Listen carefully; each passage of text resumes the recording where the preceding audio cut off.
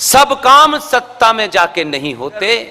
अगर समाज और राष्ट्र अपनी सामूहिक शक्ति का सामूहिक तरीके से प्रदर्शन जिस दिन करने लगता है, सरकारें आपकी चौखट पे नाक रगड़ने आती है। हमने उल्टा समझ लिया है, दीनहीन की तरह हर बार सरकार से, मंत्री से, नेता से, एमपी से किसी से सिफारिश मिल जाए, कोई पर्ची मिल जाए, नहीं होने वाला।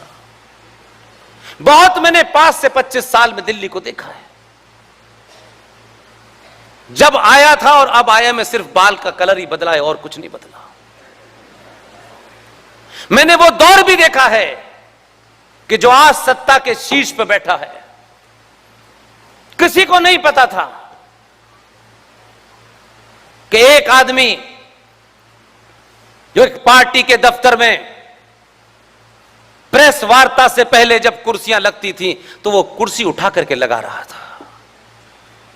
और जो महान चाणक्य थे, महान हिंदूवादी नेता थे, बहुत बड़ा उनका चेहरा था।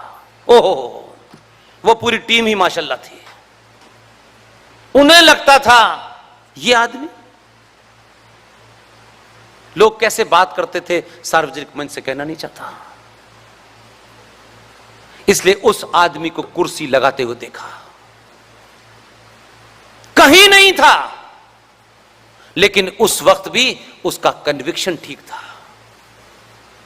उसने जुगाड़ नहीं की, कैसे एमपी बनूं, कहां मंत्री बनूं, कुछ जुगाड़ नहीं की, कोई जुगाड़ नहीं की। और सारा इतिहास पलटा। जो घटनाएं कभी हमने नहीं पढ़ी थी वो हुई हैं। जिंदगी में जिसने चुनाव नहीं लड़ा, चुनाव बाद में लड़ा, पहले मुख्यमंत्री हो गया। चुनाव नहीं लड़ा, देश ने उसे प्रधानमंत्री घोषित कर दिया, पार्टी ने दबाव में कर दिया। उन्होंने कहा अब यही हमारी नैया पार लगाएगा, अब रथ यात्रा से तो कुछ हुआ नहीं। इसलिए अपने पे यकीन रखिए, कुर्सी लगाने वाला आदमी अच्छों से कुर्सी उठवा रहा है। लेकिन एक लंबा सफर उस आदमी ने तय किया, क्योंकि उसके जीवन का जो कुछ दिल्ली में है उतना ही जानता हूं। लेकिन बार बार सोचता हूं, जो हिंदू हृदय सम्राट थे, उन्होंने जैसे शिष्य पैदा किए थे, उन्हीं शिष्यों ने उन्हें ठंडे बस्ते में लगा दिया। इसलिए जोड़ तोड़, जुगाड़ तुगाड़, यह आपको लगता होगा ये तत्कालिक फायदे की चीजें हैं। एक लंबी लड़ाई लड़ने के बाद जो जाता है, फिर उसे 14 में और 19 में कोई हिला नहीं पाता है। और उसके लड़ने से पहले लोग कहते हैं 24 में भी यही जाना है। क्या कन्विक्शन है।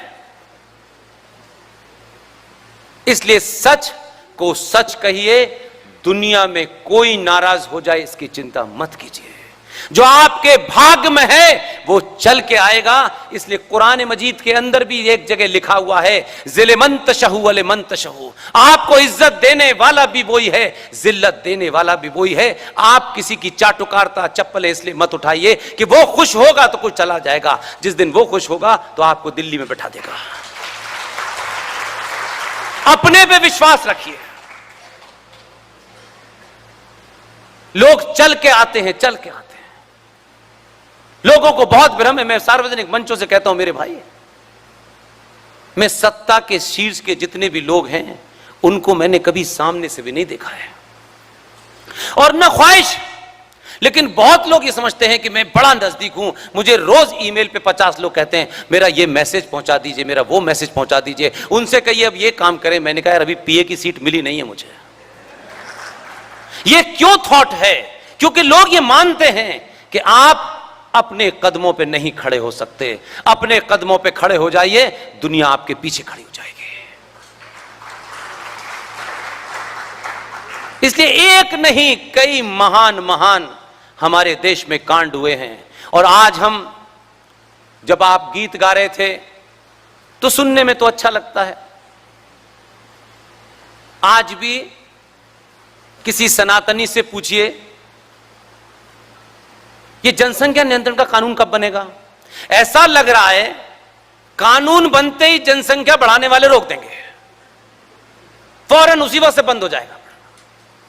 और यह बात हम कब कह रहे हैं? जब आपके हाथ से यह देश जा चुका है। अब तो आप एक हारी हुई लड़ाई को सिर्फ लड़ने के लिए लड़ रहे हैं। इसलिए आज भी आपका फंडा, आपका नैरेटिव, आपका नारा झूठा है, क्योंकि सुख मिलता है उससे। हमें एक बीमारी है कि हमें सब लोग अच्छा कहें।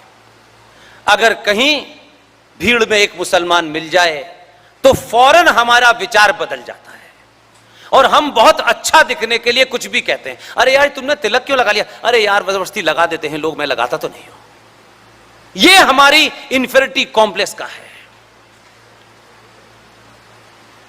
इसलिए आज सबसे बड़ी चुनौती यह है कि सनातनी कुछ 0.001% सनातनी सच सुनने के लिए तैयार हो गया है।